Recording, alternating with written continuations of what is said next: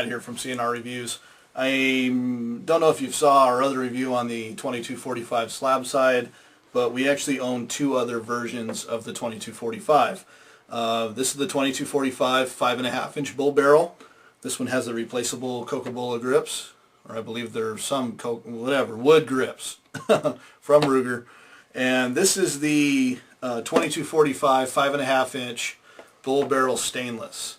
I actually no longer own the slab side. I ended up selling it to a friend, and the main reason why I had a hell of a time hitting the target accurately with that gun. For some reason I shot that gun to the left.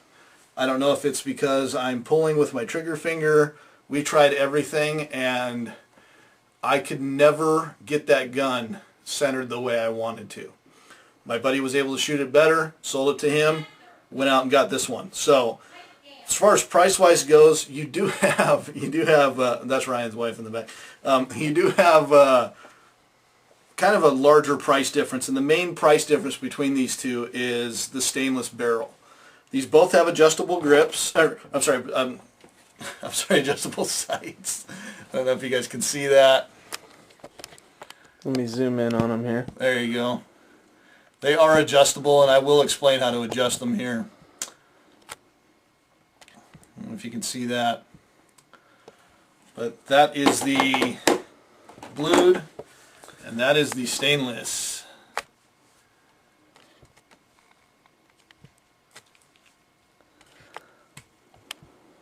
There we go. So there you go. So another issue that as far as review stuff goes, just please be aware of it. And I've had a couple guys make some smart ass comments about it. With my slab side, I really talked about, and also in our first impressions video of these, Ruger hasn't changed a lot of stuff on these in years. You know, the Mark 1, Mark II, and Mark 3. I know the Mark II takes down very similar to these. The Mark 3 takes down similar to the 2245. It is a pain in the ass to take them down. I don't care who you are. If you buy this gun brand new and you get frustrated, don't worry, you're not alone. Everybody else has been frustrated too. They do get better after you take them down 4, 5, 10 times. But I've even heard, and actually the guy who sold this to us, both of these, the salesman down at Sportco, his name's Dale, he said he actually has one in stock right now that a gentleman bought. He had to bring it back because you couldn't even get the pin to come out with a punch. He tried it. The owner tried it. And what happened, he had to actually send it back to Ruger for them to actually fix the gun. It was that much of a pain in the ass. One thing is with the stainless, the takedown was a lot easier. I almost immediately was able to get the pin out and basically take down the gun. If you want to see the takedown, check out our 2245 slab side video. And that's the identical takedown with these. As far as things that come with the gun, it does come with a rail on top. You can see that. You can mount an optic on there. It's already punched for it. You don't need a gunsmith, just a really small flathead screwdriver. They both come with 2 magazines. Again, really the only other difference between the barrel thing with these guns is these grips. Now these are removable, as you can see. They are 1911 grips. You may need to alter the 1911 grip that you actually purchased to be able to fit. Ryan put Pierce grips in the front so you get a really good handhold on the gun. And you know what? They shoot really, really well. Now again, you remember I was having problems shooting to the left with the slab side. I actually picked up this, experienced the same problem. I adjusted the sights, and it's hitting dead center now. I couldn't be more pleased. I'm absolutely ecstatic now. Also, as far as it being reliable, these are 22s, people. You have to expect some types of failure to fires, some failure to ejects. It's not the gun, it's the ammo.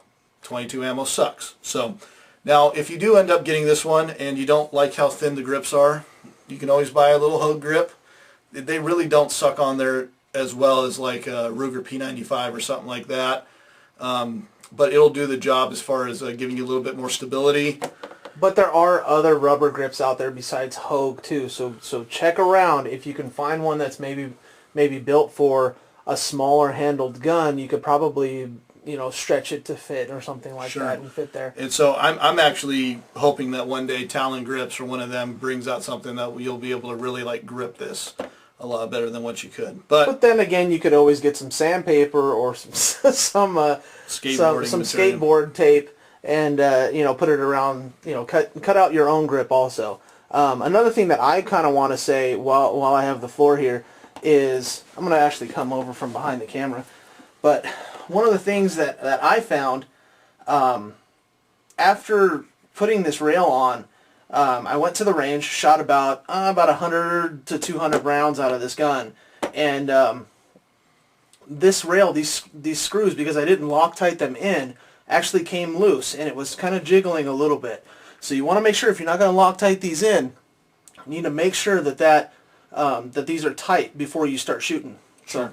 And these rails do not affect the iron sight. So if you don't want to put an optic on it, or you just want to throw the rail on, maybe it looks cooler to you, maybe you just want to have everything that came with the gun on there, great. You can toss them on there, they don't affect nothing. But it is nice to have to be able to throw like a little BSA red dot or something like that. One thing I will say is, as far as adjusting the sights, that is a massive issue. Ruger does not tell you what the hell to do with these. Not only that, it's the smallest damn flathead ever.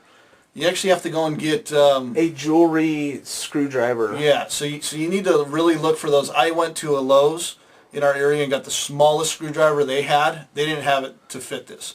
I had to go and find something else. So what you want to do is, we'll just go over this real quick, and I may actually end up doing a video in the future. But if you want the gun to shoot more to the right, you want to go counterclockwise. If you want the gun to shoot more to the left, you want to go clockwise. Now, as far as up and down, this one's more self-explanatory. If you want the gun to shoot down, screw this clockwise downward. You want it to shoot upward, screw it counterclockwise up. And if you guys still have some questions about this, we can go over that even more. I looked online to try to find directions, couldn't find a damn thing. So I know you can figure it out. That's actually what me and Ryan ended up doing. We sat down at the range and just did that. Price-wise, let's go over that real quick. Almost $300 for this guy. This guy is $350. So if you want that stainless barrel, it actually feels a little bit heavier than this blued version. And maybe that is just because you got in your head it's a different type of metal or something. I don't know, just because it looks different. But it's actually interesting because this even has the additional grips, but this one still feels heavier. Again, we'd actually like to give a shout out to Sportco in Fife. That is one of the best places we have bought guns from, and the customer service is absolutely stellar. I am so pissed off at Mary's Pistols in Tacoma. I went in there. I've always had good service there, and I just so happened to get the guy. I guess he woke up on the wrong side of the bed. He was an absolute asshole. So I ended up going down to Sportco, got this for $50 less than what Mary's Pistols had, and it's been an absolutely blast to shoot. If you are looking for a good training weapon, pick up the 2245. If you got a 1911, you want to be able to train with cheaper ammo, 2245. Some people don't like the way the 1911 feels, and then go with the Mark III, the standard. Anyways, this is Chad from CNR Reviews.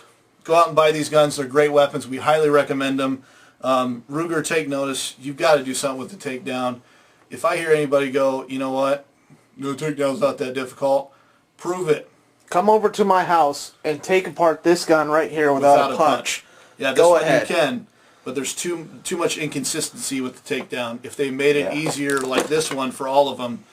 I have a little punch here, and I use a freaking 16-ounce hammer and it's to take this thing apart. So, it is ridiculous. Anyways, this is Chad from CNR Reviews. Feel free to ask questions, guys. Thanks.